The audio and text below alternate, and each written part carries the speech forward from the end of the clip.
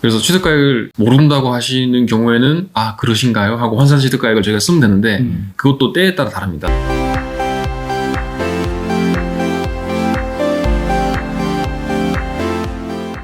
문제를 남겨주시면 답은 저희가 찾겠습니다. 많은 분들이 뭐 부동산에 대해서 관심도 많고 그리고 부동산을 매매하면서 돈도 벌고 그리고 세금도 내시는데 오늘은 양도세에 대한 얘기를 좀 해볼게요. 일단 부동산을 팔게 되면 이제 양도세라는 걸 내는 거고 양도세는 이제 상가격과 판가격의 차이를 기본으로 하는데 사실은 어떤 분들 같은 경우에는 취득가를 환산 취득가라는 걸 적용해서 신고하는 분들이 있더라고요. 그래서 이건 뭐지? 이렇게 했더니 세금이 좀 줄었네? 이런 얘기들을 하시는데 과연 뭔지 여러분들 끝까지 한번 지켜보시면 좋을 것 같고요. 자, 우선은 환산 취득가라는 얘기가 있는데 이게 어떤 개념인지 좀 설명을 해주시죠. 네, 환산취득가는 이제 양도소득세 계산 구조를 먼저 아셔야 되는데 양도소득세는 양도한 금액에서 당초 취득한 금액을 빼서 남은 금액이 있다라고 하면 세금을 내는 구조거든요. 그러다 보니까 양도가도 알아야 되지만 취득가도 알아야 되는 거죠. 근데 그 취득가를 모르시는 분들이 있어요. 왜냐? 첫 번째 경우에는 과거에 취득을 해서 너무 오래전에 네, 너무 오래전에 취득을 해서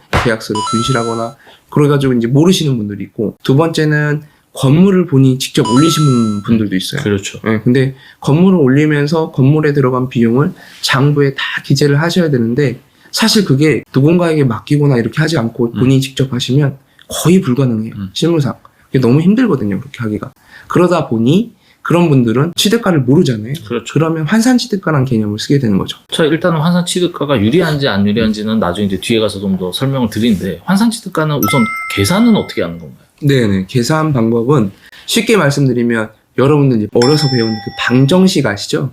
A 대 B는 C 대 D다. 이 기본 로직을 갖고 있어요. 그 비례식 같은데? 맞습니다. 네, 비례방정식을 비례식 비례방정식이랑 똑같죠. 오래됐다. 네. 네. 그래서 어떻게 되는 거냐면 예를 들어서 토지가 가장 이해하기 쉬우실 텐데 토지는 공시지가라는 걸 발표를 해요. 그렇죠. 1990년도부터 쭉 공시지가를 발표를 하게 되어 있는데 토지 금액의 공시지가가 점점 높아지는 경우도 있고 높아졌다가 낮아지는 경우도 있어요. 예를 제가 하나 들어볼게요.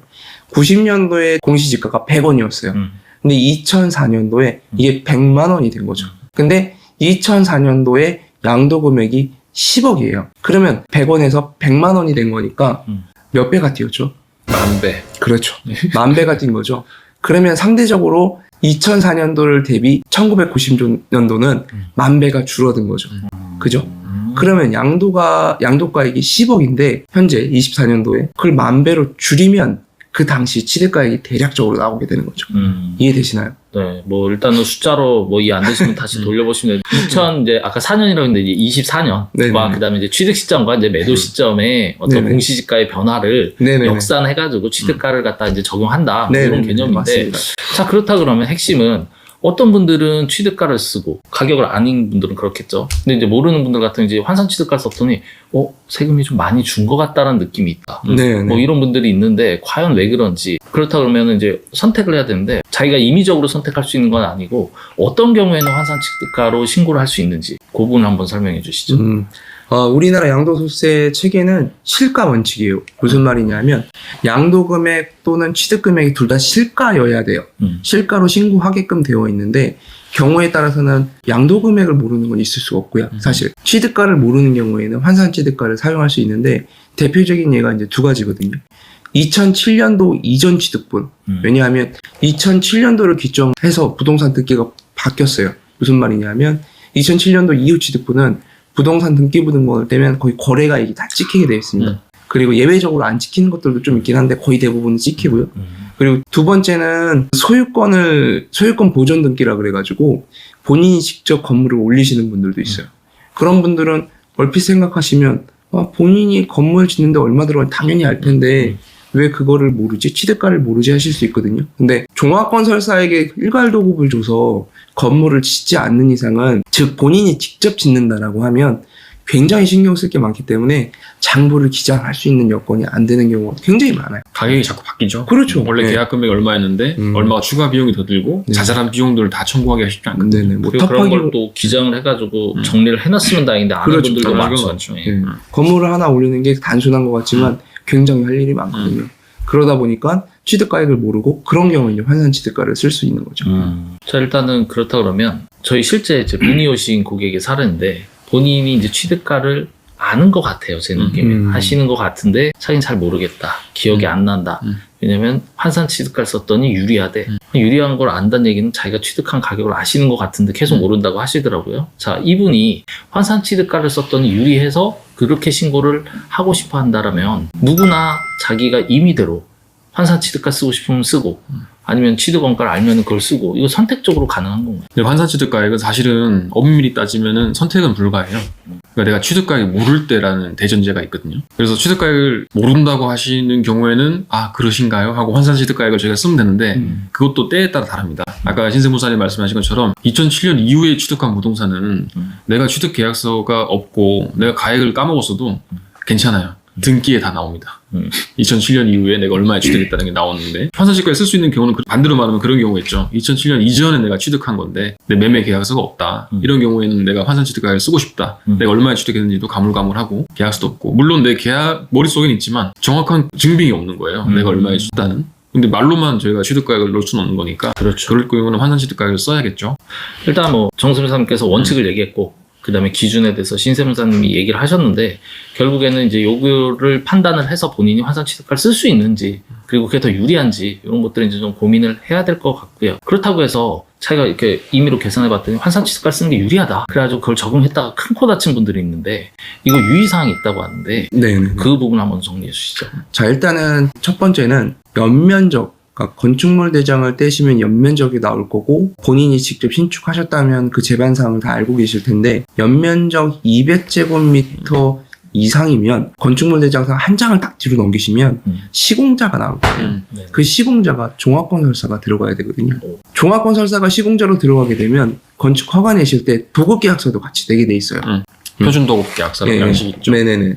그러다 보니까 그 도급계약서에 이 건물의 그 신축 가격이 기재가 되거든요. 네, 그러다 보면 나는 장부 기장 안 했고 그냥 건설 올려서 잘 모르겠는데 라고 하시지만 과세관청은 알고 있는 경우가 있어요. 본인은 모르는데.